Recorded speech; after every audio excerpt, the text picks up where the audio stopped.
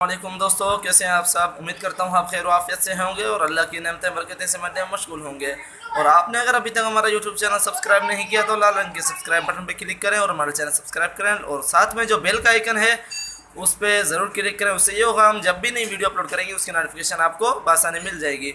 आज मैं आपको और किसी चीज़ के बारे में नहीं बताऊँगा। आज हम दो मोटरसाइकिल के बीच में रेस कराने जा रहे हैं। एक है सफारी मोटरसाइकिल 2008 मॉडल और सोहराब है 2002 मॉडल। और जो सोहराब है उसमें थोड़ा सा मॉडिफिकेशन किया हुआ है और उसमें ये जो अपना वेट मुकम्मल है वो GN5 का लगा हुआ है। हम रेस की तरफ चलते हैं, देखते हैं क्या होता है। दोस्तों ये रहा हमारा सफारी मोटरसाइकिल और ये इसकी कीमत है 5000 रुपये। और दूसरा जो मोटरसाइकिल है वो है सोहराब और इसमें थोड़ा सा मॉडिफिकेशन किया हुआ है। इसमें जो वेट मुकम्मल है वो है GN5 का लगा हुआ।